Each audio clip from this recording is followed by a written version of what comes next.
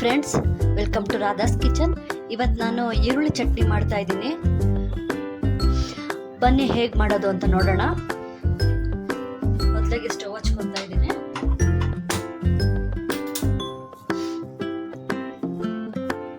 ನೋಡಿ, ನಾನು 2 ಈರುಳ್ಳಿ ತಗೊಂಡಿದ್ದೀನಿ.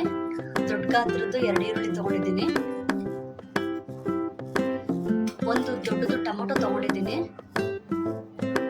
ಒಂದು 10-12 ಒಣಮೆಣಸಿನಕಾಯಿ, ಬ್ಯಾಡಗಿ ಒಣಮೆಣಸಿನಕಾಯಿ ತಗೊಂಡಿದ್ದೀನಿ. ನೋಡಿ, ಒಗ್ಗರಣೆಗೆ ಮೆಂತ್ಯ, ಕರ್ಬೇವಿನ ಸೊಪ್ಪು, ಸ್ವಲ್ಪ ಹುಣಸೆ ಹಣ್ಣು, ಒಣಮೆಣಸಿನಕಾಯಿ, ಒಂದು 7-8 ಎಸ್ಲು ಬೆಳ್ಳುಳ್ಳಿ, ಸ್ವಲ್ಪ ಜೀರಿಗೆ, ಸ್ವಲ್ಪ ಸಾಸಿವೆ, ಇದೆಲ್ಲ ತಗೊಂಡಿದ್ದೀನಿ. ಬನ್ನಿ ಇವಾಗ ಹೇಗೆ ಮಾಡೋದು ಅಂತ ನೋಡೋಣ. ನೋಡಿ, ಇವಾಗ ಎಣ್ಣೆ ಹಾಕ್ತಾ ಇದ್ದೀನಿ. ನೋಡಿ, ನಾನು ಹೆಚ್ಚಿಕೊಂಡಿರೋಂಥ ಈರುಳ್ಳಿ ಹಾಕೊಳ್ತಾ ಇದ್ದೀನಿ.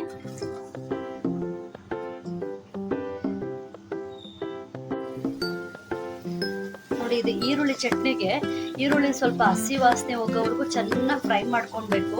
ಇಲ್ಲ ಅಂದ್ರೆ ಹಸಿ ವಾಸನೆ ಇದ್ರೆ ಚಟ್ನಿ ಚೆನ್ನಾಗಿರೋದಿಲ್ಲ. ನೋಡಿ, ನಾನು ಇದಕ್ಕೇನೆ ಒಂದು ಟೊಮೊಟೊ ಹಾಕೊಳ್ತಾ ಇದ್ದೀನಿ.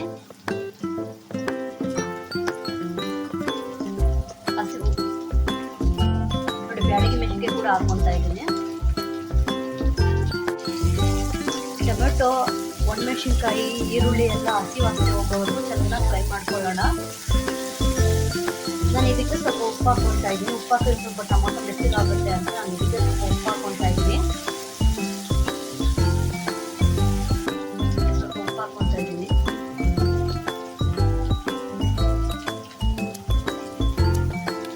ಸ್ವಲ್ಪ ಹುಣಸೆ ಕೂಡ ಹಾಕೊಳ್ತಾ ಇದ್ದೀನಿ. ಹಂಗೆ ಕಲಿಸ್ಕೊಳ್ಳೋಣ.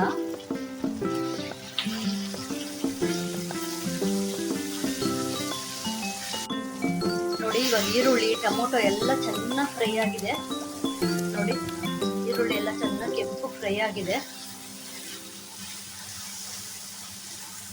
ನಾವು ಇದಕ್ಕೆ ನೀರು ಹಾಕೋದಿಲ್ವಲ್ಲ, ಇದನ್ನ ಬೇಕಾದ್ರೆ 2 ದಿನ ಫ್ರಿಜ್ಜಲ್ಲಿ ಸ್ಟೋರ್ ಮಾಡಿ ಇಟ್ಕೊಳ್ಬೋದು.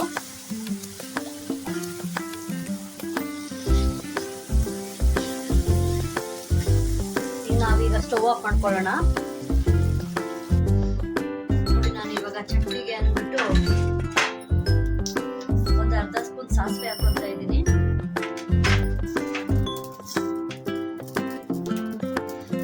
ಒಂದು 7-8 ಕಾಳು ಮೆಂತ್ಯ ಹಾಕೊಳ್ತಾ ಇದ್ದೀನಿ. ಜಾಸ್ತಿ ಹಾಕೊಳ್ಳೋಕೆ ಹೋಗ್ಬೇಡಿ, ಕಹಿ ಬಂದ್ಬಿಡುತ್ತೆ. ನೋಡಿ, ನಾನು 1 ಸ್ಪೂನ್ ಅಷ್ಟು ಜೀರಿಗೆ ಹಾಕೊಳ್ತಾ ಇದ್ದೀನಿ. ಇದನ್ನು ಫ್ರೈ ಮಾಡ್ಕೊಳ್ಳೋಣ.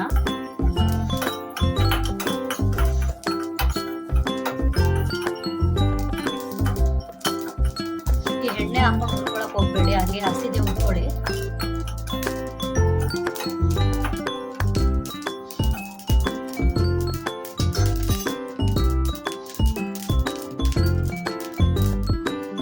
ನೋಡಿ, ಇವಾಗ ನಾನು ಮಿಕ್ಸಿ ಹಾಕೊಂಡಿದ್ದೀನಿ ಎಲ್ಲ.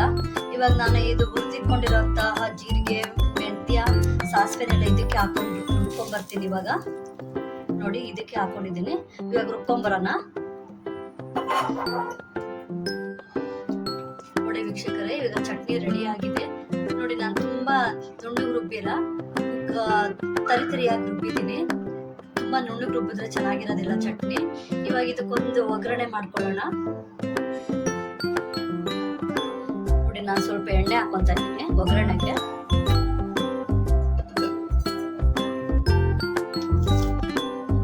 ನೋಡಿ, ನಾನು ಸ್ವಲ್ಪ ಸಾಸಿವೆ ಹಾಕೊತಾ ಇದ್ದೀನಿ, 1 ಸ್ಪೂನ್ ಅಷ್ಟು. ನಾನು ಸ್ವಲ್ಪ ಜೀರಿಗೆ ಹಾಕೊತಾ ಇದ್ದೀನಿ. ಸ್ವಲ್ಪ ಕರ್ಬೇವಿನ ಸೊಪ್ಪು ಹಾಕ್ತೀನಿ. 4-5 ಒಣಮೆಣಸಿನಕಾಯಿ ಹಾಕೊತಾ ಇದ್ದೀನಿ. ಸ್ವಲ್ಪ ನೋಡಿ, ನಾನು ಇವಾಗ ಚಟ್ನಿಗೆ ಮಿಕ್ಸ್ ಮಾಡ್ತಾ ಇದ್ದೀನಿ. ನೋಡಿ ವೀಕ್ಷಕರೇ, ಇವಾಗ ಈರುಳ್ಳಿ ಚಟ್ನಿ ರೆಡಿ ಆಗಿದೆ. ಗಮ್ಮಂತ ಇದೆ.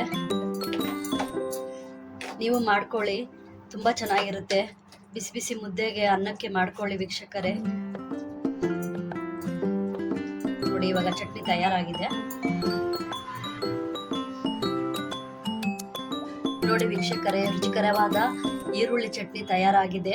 ನನ್ನ ಚಾನಲ್ ಇಷ್ಟ ಆದರೆ ಲೈಕ್ ಮಾಡಿ, ಶೇರ್ ಮಾಡಿ, ಸಬ್ಸ್ಕ್ರೈಬ್ ಮಾಡಿ ಫ್ರೆಂಡ್ಸ್.